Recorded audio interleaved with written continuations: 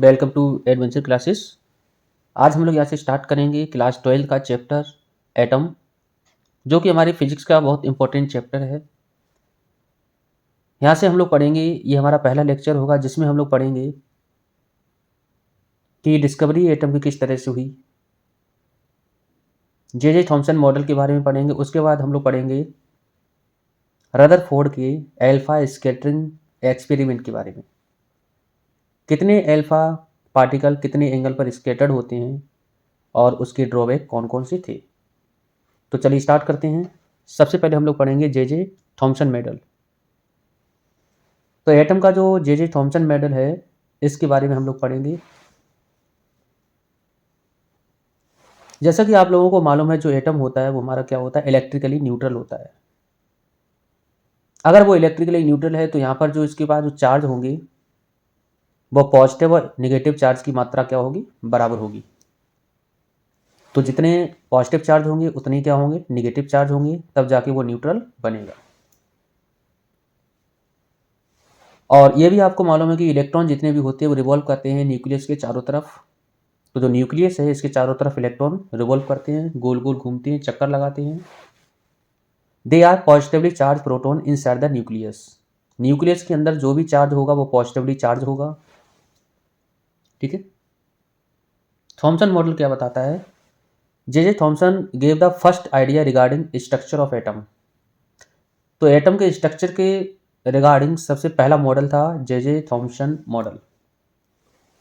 ये वाले मॉडल के अनुसार एटम जो है वो एक सॉलिड स्फीयर है, जो कि एक पूरे पॉजिटिव चार्ज से इंटायर होता है और इसका जो मास है वो यूनिफॉर्मली डिस्ट्रीब्यूटेड होता है। और निगेटिव चार्ज जो है उसके चारों तरफ गोल गोल चक्कर लगाते हैं। ठीक है। निगेटिव चार्ज क्या होते हैं उसके,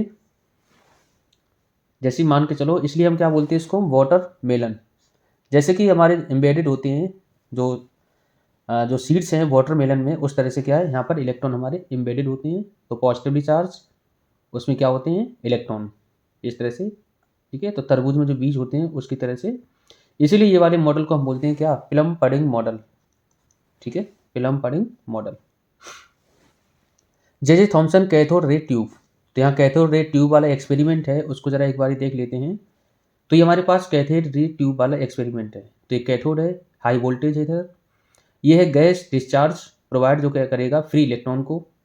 और ये है एनोड विद स्लिट। तो एक स्लिट के एनोड है, इसके द्वारा क्या होंगी, जो हमारी कैथोड रे हैं वो जाएंगी। ये डिफ्लेक्टेड प्लेट है, एक्स डिफ्लेक्टिंग प्लेट। और ये ऊपर जो है वो हमारी एक डिफ्लेक्टिंग प्लेट है बाई। और ये है बना हुआ है एक ट्यूब। ठीक है। ये है हमारी फ्लोरेसेंट स्क्रीन, एक स्क्रीन है जिसपे हमारा क्या होगा, ब्राइट स्पॉट बनेगा। ठीक है। तो direction of travel of cathode ray, तो ये डायरेक्शन है, कैथोड रे जो यहाँ पे आ रही हैं, ये जो कैथोड रे आ रही है इनकी डायरेक्शन ये है, यहाँ पर लाइट पड़ रही है। तो determination of specific charge of electron, electron की जो स्पेसिफिक चार्ज है उसकी डिटर्मिनेशन किस तरह से हुई, जे थॉमसन मॉडल ने की। तो जो नैरो बीम ऑफ कैथोड रे है वो कहाँ से आ रही है, बहुत छोटे से होल से आ रही है। ठीक है। To are a fluorescent screen and produce a bright spot. तो जैसा कि हम लोगों ने देखा, यहाँ से आ रही बिल्कुल बहुत पतली बीम, और जो कहाँ पड़ रही है, स्क्रीन के ऊपर पड़ रही है। और जो कैथोड रे है may to pass through a region where there are electric and magnetic field perpendicular to each other। और ये ऐसे पार्ट से पास कर रही होगी जहां पर इलेक्ट्रिक और मैग्नेटिक फील्ड क्या होंगे, परपेंडिकुलर होंगे, मतलब cross field. And perpendicular to direction of motion of cathode ray. तो यहाँ पर सारी चीजें क्या होंगी, परपेंडिकुलर होंगी। If the electric and magnetic field are chosen so that the cathode ray beam remain undeflected. तो यहाँ पर जो कैथोड रे है वो अनडिफ्लेक्टेड रहेगी। जैसा कि हम लोग पिछले चैप्टर में पढ़े होंगे मूविंग चार्ज एंड गैल्वेनोमीटर में, तो वहाँ पर हम लोगों ने देखा होगा कि जो भी हमारा वेलोसिटी सिलेक्टर है v बराबर, वो हम लोग पढ़ते हैं E/b। ठीक है। तो ये क्या होता है कि जितने भी हमारे पार्टिकल होंगे या फिर जितने भी चार्ज पार्टिकल हैं वो बिना डिफ्लेक्ट किए हुए सीधे निकल जाएं किसी भी इलेक्ट्रिक और मैग्नेटिक फील्ड से, अगर मान के चलो दोनों परपेंडिकुलर हैं, तो क्रॉस फील्ड में है। तो यहाँ पर जो force due to magnetic field होगा वो हमेशा force due to electric field के बराबर होता है। ठीक है। तो ये वाली कंडीशन आप पढ़ चुके होंगे। तो यहाँ पर जो हमारा ये बनेगा, जो इलेक्ट्रिक फोर्स की वजह से इलेक्ट्रिक फोर्स है, ये हमारा मैग्नेटिक फोर्स है, ठीक है, ये बनेगा इलेक्ट्रिक फोर्स। अगर यहाँ से हम निकालें v, तो v बराबर हो जाएगा E अपॉन v। तो ये हमारा क्या होता है, वेलोसिटी सिलेक्टर, ठीक है। तो यहाँ पर अगर इतने स्पीड से कोई भी पार्टिकल जाए, तो यहाँ पर स्पीड जो है कैथोड रे की इतनी होनी चाहिए, तो इससे क्या है, बिना डिफ्लेक्ट हुए वो सीधी निकल जाएगी। v क्या होगी, वेलोसिटी होगी, और E होगा इलेक्ट्रॉन, ठीक है, charge cathode ray particle. b हमें मालूम है मैग्नेटिक फील्ड है, E होगा इलेक्ट्रिक फील्ड। कैपिटल V, अगर मान के चलो पोटेंशियल डिफरेंस है कैथोड और एनोड के बीच में, तो यहाँ पर जो बनेगा cathode ray particle each of mass m are accelerated then work done, work energy theorem. Work energy theorem के अनुसार क्या होगा कि यहाँ पर जो बनेगा W नेट वर्क डन जो होता है वो चेंज इन काइनेटिक एनर्जी के बराबर होता है। और जैसा कि हम लोग पढ़ते हैं पोटेंशियल डिफरेंस बराबर होता है W अपॉन में Q। तो यहाँ से अगर हम निकालें W, तो W बराबर हो जाएगा Q इंटू में B, और यहाँ से जो V है वो है पोटेंशियल डिफरेंस। अच्छा, Q जो है वो हमारा एक चार्ज है। Q क्या है, चार्ज। जब Q चार्ज है तो यहाँ पर हम किसकी बात कर रहे हैं, चार्ज हमारा बनेगा इलेक्ट्रॉन। इस हिसाब से V इंटू ई बराबर बनेगा हाफ mv²। अगर हम मान के चलो दोनों इक्वेशन को कंबाइन करें, एक इक्वेशन हमारे पास थी V बराबर E अपॉन में V, ठीक है, लेकिन ध्यान रखना ये वेलोसिटी है, ये क्या है, स्मॉल v वेलोसिटी, ये बनेगा पोटेंशियल। अगर दोनों को हम कंबाइन करें, तो यहाँ से जो v की जगह पर है वो हम लिखेंगे E अपॉन में v। तो v की जगह हमने लिखा E अपॉन v, तो स्क्वायर हो जाएगा E स्क्वायर अपॉन में v स्क्वायर। ई वाला v हमने कहाँ पहुँचाया, यहाँ पर पहुँचा दिया, और दूसरा जो है m जो है वो हमने यहाँ पर पहुँचा दिया। तो E अपॉन m बराबर क्या बना, E स्क्वायर अपॉन में 2v square. If the electric field is switch off, अगर मान के चलो इलेक्ट्रिक फील्ड हमने स्विच ऑफ कर दिया, and only the magnetic field is applied, अगर मैग्नेटिक फील्ड केवल अप्लाइड हो, तो electron beam will be bent into an arc of an circle radius r। तो यहाँ पर जो भी बीम बन रही है इलेक्ट्रॉन की वो क्या हो जाएगी, बेंड हो जाएगी। तो यहाँ पर जब बेंड होगी कुछ आर्क बनाएगा जिसकी रेडियस हमने r मान ली, तो वहाँ पर जो वेलोसिटी बनेगी वो mv² अपॉन r होगा, वो केवल मैग्नेटिक फोर्स के बराबर होगा, ठीक है। मैग्नेटिक फोर्स हम लोग पढ़ चुके होते हैं, F बराबर QBV, सही है। तो यहाँ से ये बनेगा वेलोसिटी, ये बनेगा तुम्हारा मैग्नेटिक फील्ड, ये होगा चार्ज। चार्ज हमारे यहाँ पर क्या है, इलेक्ट्रॉन है। इस हिसाब से E अपॉन बी जो होगा, E अपॉन बी वो बनेगा V अपॉन वी आर के, या E अपॉन एम बराबर E अपॉन में r v², ठीक है।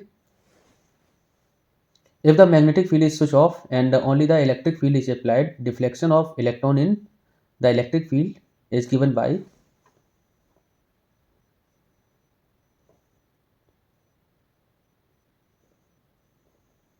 सक्सेस और फेलियर। इसकी क्या थी, it explain successfully the phenomena of thermionic emission. तो इसने थर्मोनिक एमिशन और फोटो इलेक्ट्रिक एमिशन और आयनाइजेशन के बारे में बिल्कुल अच्छे से बताइए। थर्मोनिक एमिशन का मतलब ये है कि अगर मान के चलो किसी, जैसे मान लो मेटल के ऊपर हमने कोई रेडिएशन डाला, तो यहाँ से जो फ्री इलेक्ट्रॉन है वो एजेक्ट होना स्टार्ट हो जाएंगे, जिसको हम बोलते हैं थर्मोनिक एमिशन। फोटो का मतलब जब हमने लाइट डाली, ठीक है, और थर्मो का मतलब जब हमने उसको हीट किया। The model fail to explain the scattering of alpha particle. ये वाला मॉडल फेल हो गया था क्योंकि ये स्कैटरिंग नहीं बता पाया अल्फा पार्टिकल की। It could not explain the origin of spectral line observe in the spectrum of hydrogen and other atom. तो हाइड्रोजन और अदर एटम के लिए वो स्पेक्ट्रम को नहीं बता पाया, मतलब स्पेक्ट्रल लाइन को ऑब्जर्व नहीं कर पाया, ठीक है। Ultimately this model was declared. तो यहाँ पर जो ये वाला मॉडल है वो हमारा फेल है, इसलिए हम इसको आज वीडियो नहीं करते हैं, डिस्कार्डेड मतलब, ठीक है। तो the other name for J Thomson model, तो अदर नेम हमने पढ़ा था, क्या था, फिल्म पडिंग मॉडल, ठीक है। The positive charge of atom is uniformly distributed throughout the volume of an atom and the negatively charge electron are embedded in it, और negative charge embedded होते हैं। It like seed in a watermelon is given by, किसके द्वारा दिया गया, तो हमें मालूम है ये जे थॉमसन ने दिया। Which of the following could not be explain by J Thomson cathode ray tube model. तो कौन सी फिनोमेना एक्सप्लेन नहीं हुई थी, तो थर्मोनिक हुई थी, बिल्कुल सही है। फोटो इलेक्ट्रिक हुई थी, बिल्कुल सही। आयनाइजेशन हुई थी, बिल्कुल सही। हाइड्रोजन स्पेक्ट्रम नहीं हुआ था, ठीक है। अब बात करते हैं alpha particle scattering and Rutherford's nuclear model of atom. तो यहाँ पर अल्फा पार्टिकल स्कैटरिंग के बारे में हम लोग पढ़ेंगे। तो alpha scattering and Rutherford's nuclear model of atom. तो रदरफोर्ड ने एक परफॉर्म किया experiment on the scattering of alpha particle by using extremely thin gold foil.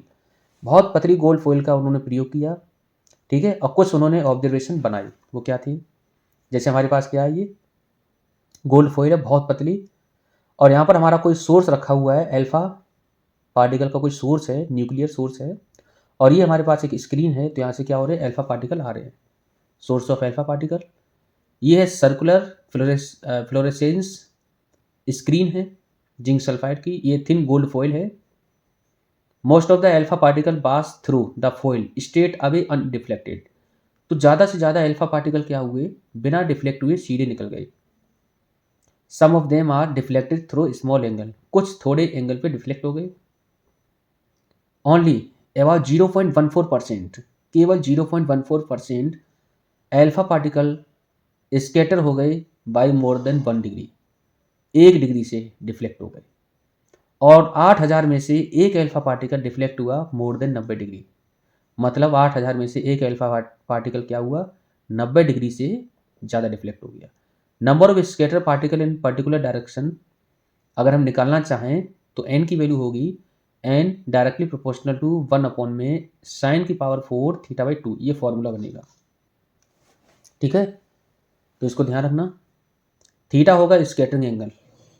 Geyser Marsden experiment, इसी को हम बोलते हैं गीजर मार्सडन एक्सपेरिमेंट, जो कि रदरफोर्ड के दो एसोसिएट थे, उनके दो स्टूडेंट थे, उन्होंने ये वाला मॉडल को क्या किया था लैब में, या फिर ये वाले एक्सपेरिमेंट को लैब में परफॉर्म किया था।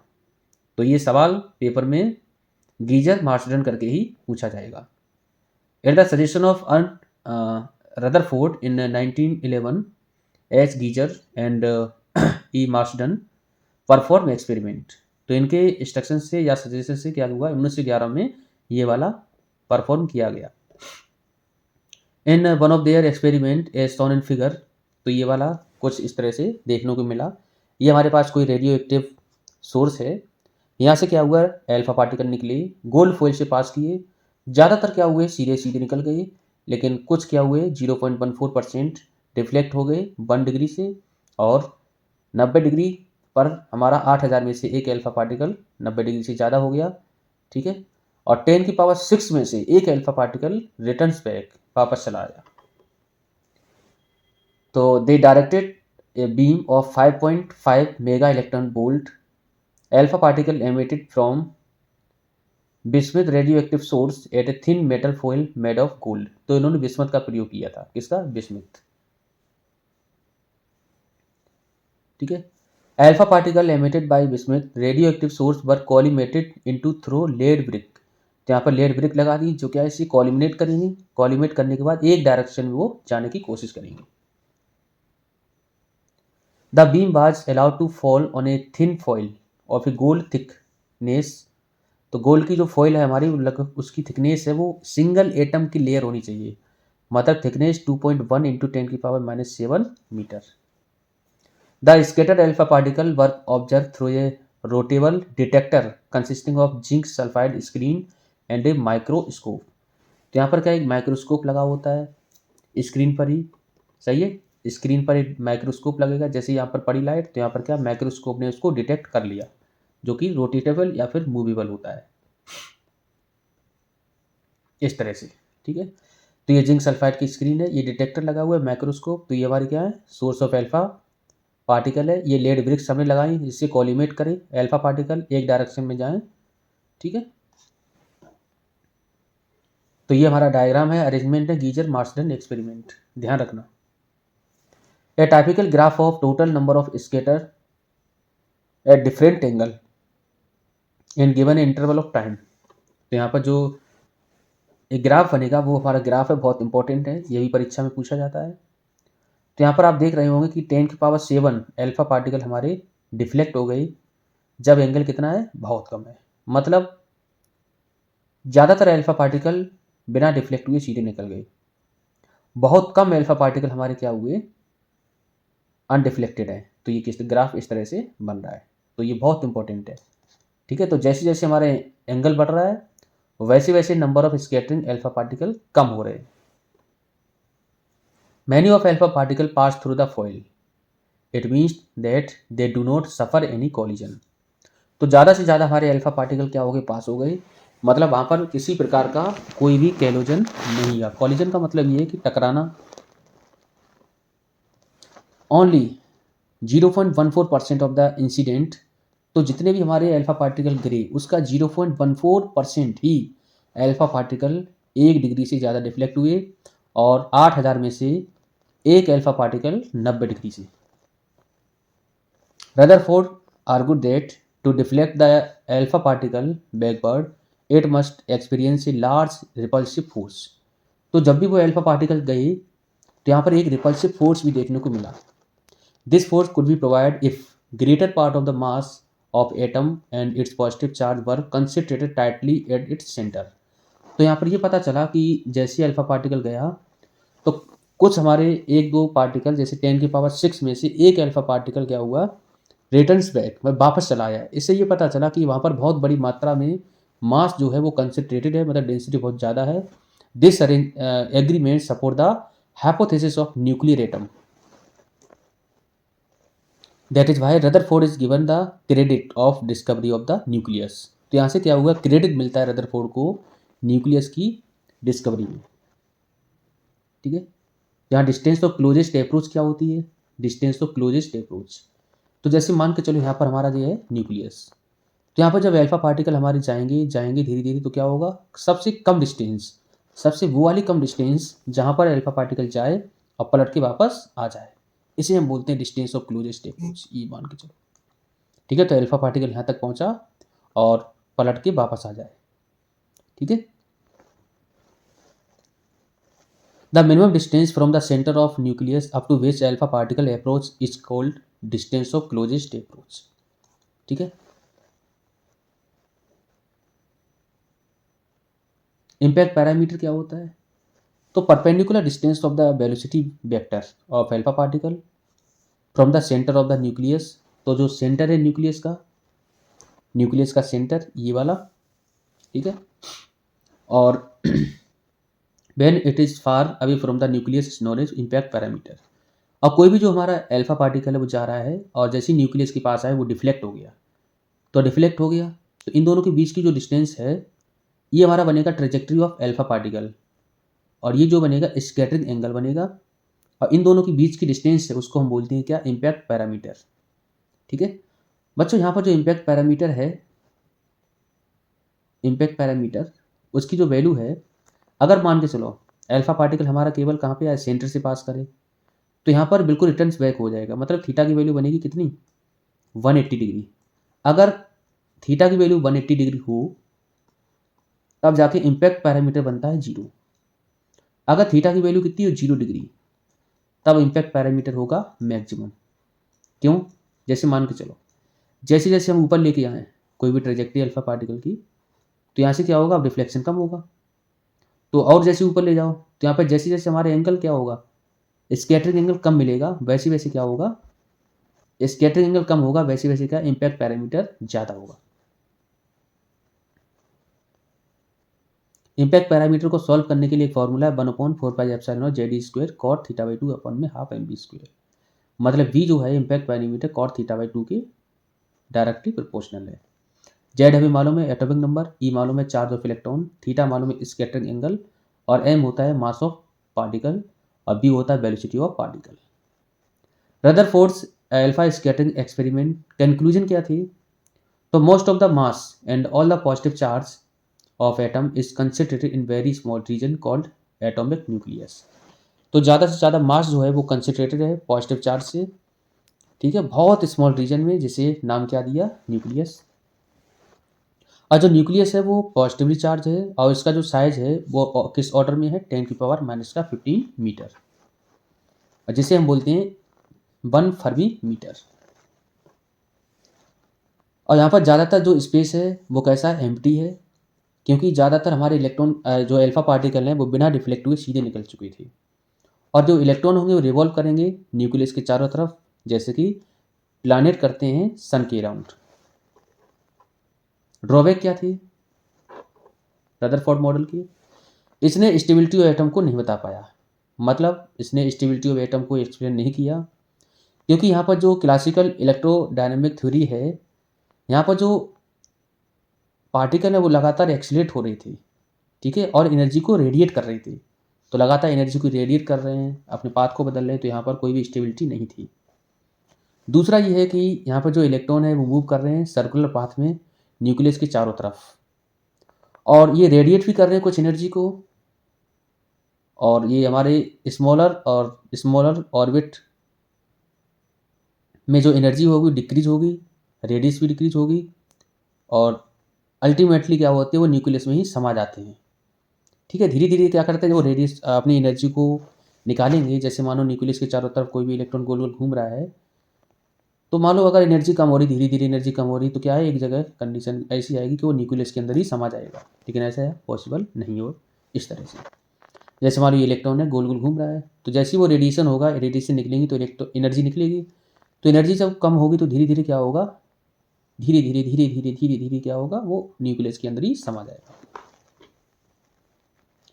और ये वाले मॉडल के अनुसार जो स्पेक्ट्रम है एटम का must be continuous, where is practically it is a line spectrum. और यहाँ से कैसा मिला, लाइन स्पेक्ट्रम मिला। ये एक्सप्लेन नहीं कर पाया था distribution of electron outside the nucleus. Nucleus के बाहर साइड में इलेक्ट्रॉन का डिस्ट्रीब्यूशन को एक्सप्लेन नहीं कर पाया। कुछ हमारे एमसीक्यूज हैं, कौन कौन से हैं। Impact parameter is the distance होती है, कौन सी डिस्टेंस होती है, distance of initial velocity vector of the alpha particle from the centre of nucleus. यहाँ पर होगा कैसा, परपेंडिकुलर डिस्टेंस, ठीक है। 1 फर्मी मीटर है मानो में 10 की पावर माइनस का 15 मीटर के बराबर होता है, ठीक। रिलेशन होता है बिटवीन हमारा किसका, क्लोजेस्ट अप्रोच और काइनेटिक एनर्जी के बीच में। तो क्लोजेस्ट अप्रोच और काइनेटिक एनर्जी के बीच में रिलेशन होता है इन्वर्सली का, ध्यान रखना। Relation between impact parameter and scattering angle, scattering angle और इम्पैक्ट पैरामीटर के बीच में क्या रिलेशन है, तो cos theta by cot theta by 2 का, ठीक है। तो ये हमारा लेक्चर था पहला, जिसमें हम लोगों ने देखा एटम और रदरफोर्ड का स्कैटरिंग, अल्फा स्कैटरिंग मॉडल।